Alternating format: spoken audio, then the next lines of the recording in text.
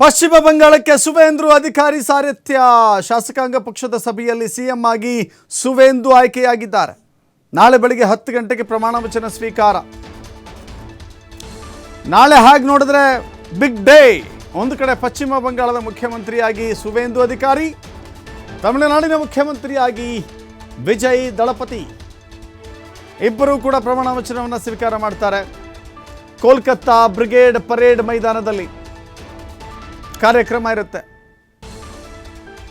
ಈ ಪ್ರಮಾಣ ವಚನ ಕಾರ್ಯಕ್ರಮದಲ್ಲಿ ಪ್ರಧಾನಿ ಮೋದಿ, ಗೃಹ ಸಚಿವ ಅಮಿತ್ ಶಾ ಭಾಗಿಯಾಗ್ತಾರೆ.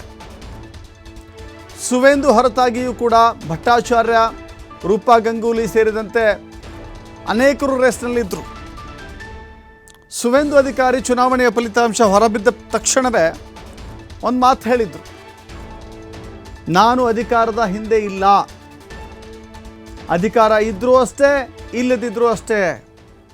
ಅಧಿಕಾರ ಇಲ್ಲದಿದ್ದಾಗೂ ಪಕ್ಷದಲ್ಲಿದ್ದೇನೆ, ಅಧಿಕಾರ ಬಿದ್ದಾಗಲೂ ಪಕ್ಷದಲ್ಲಿದ್ದೇನೆ. ನನಗೆ ಅಧಿಕಾರ ಮುಖ್ಯ ಅಲ್ಲ ಅಂತ ಹೇಳಿದರು. ಅಲ್ಲಿಗೆ ಸುವೇಂದು ಅಧಿಕಾರಿಯನ್ನು ಕೈ ಬಿಡಬಹುದೇನೋ, ಮುಖ್ಯಮಂತ್ರಿಯಾಗಿ ಆಯ್ಕೆ ಮಾಡೋದಿಲ್ಲದಿರಬಹುದೇನೋ ಅನ್ನುವ ಲೆಕ್ಕಾಚಾರಕ್ಕೆ ಒಂದು ಅಸಹಾಯಕ ನುಡಿಗಳನ್ನು ಸುವೇಂದು ಅವರೇ ಹೇಳಿದರು. ಇದೀಗ ಆ ಗೊಂದಲ ನಿವಾರಣೆಯಾಗಿದೆ.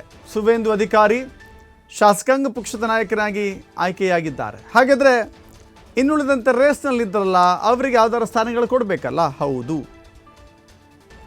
ಈಗ ಪಶ್ಚಿಮ ಬಂಗಾಳದಲ್ಲಿ ಒಬ್ಬರು ಮುಖ್ಯಮಂತ್ರಿ, ಇಬ್ಬರು ಉಪಮುಖ್ಯಮಂತ್ರಿ, ಅದರಲ್ಲಿ ರೂಪಾ ಗಂಗೂಲಿ ಆಯ್ಕೆಯಾಗಿದ್ದಾರೆ. ಒಬ್ಬರು ಮುಖ್ಯಮಂತ್ರಿ, ಇಬ್ಬರು ಉಪಮುಖ್ಯಮಂತ್ರಿ. ಸೊ ಹೀಗಾಗಿ ಮುಖ್ಯಮಂತ್ರಿಯಾಗಿ ಸುವೇಂದು ಅಧಿಕಾರಿ ನಾಳೆ ಅಧಿಕಾರವನ್ನು ಸ್ವೀಕಾರ ಮಾಡ್ತಾರೆ. 10 ಗಂಟೆಗೆ ಕೋಲ್ಕತ್ತಾದ ಬ್ರಿಗೇಡ್ ಮೈದಾನದಲ್ಲಿ ಪ್ರಮಾಣ ವಚನಕ್ಕೆ ಎಲ್ಲ ರೀತಿಯಲ್ಲಿ ಸಜ್ಜುಗೊಳಿಸಲಾಗಿದೆ.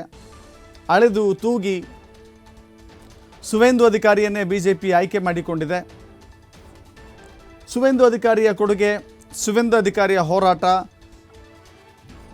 ಕಳೆದ TMCಯ 15 ವರ್ಷಗಳ ಇತಿಹಾಸದ ಹೋರಾಟದಲ್ಲಿ ಕಂಡಿರುವ ನೋವು ನಲಿವುಗಳೆಲ್ಲವನ್ನೂ ಕೂಡ ಹೈಕಮಾಂಡ್ ಗಮನದಲ್ಲಿಟ್ಟುಕೊಂಡೇ ಸುವೇಂದು ಅಧಿಕಾರಿಯನ್ನು ಮುಖ್ಯಮಂತ್ರಿ ಹುದ್ದೆಗೇರಿಸ್ತಾ ಇದೆ. ನೋಡಿ ಎಂಥ ದುರಂತ ಅಂತ ಹೇಳಿದ್ರೆ, ಸುವೇಂದು ಅಧಿಕಾರಿ ಮುಖ್ಯಮಂತ್ರಿ ಆಗ್ತಾ ಇದ್ದಾರೆ. ಇವರ ಆಪ್ತ PA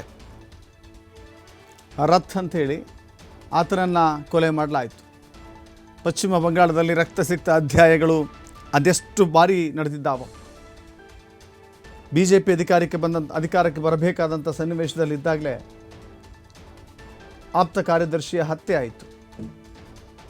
ಈಗ ಸುವೇಂದು ಅಧಿಕಾರಿ ಅನಿವಾರ್ಯ ರಾಜಕಾರಣವನ್ನು ಮುಂದುವರಿಸಬೇಕು, ಮುಖ್ಯಮಂತ್ರಿ ಆಗ್ತಾ ಇದ್ದಾರೆ. ನಾಳೆ ಪ್ರಮಾಣ ವಚನವನ್ನು ಸ್ವೀಕಾರ ಮಾಡ್ತಾ ಇದ್ದಾರೆ.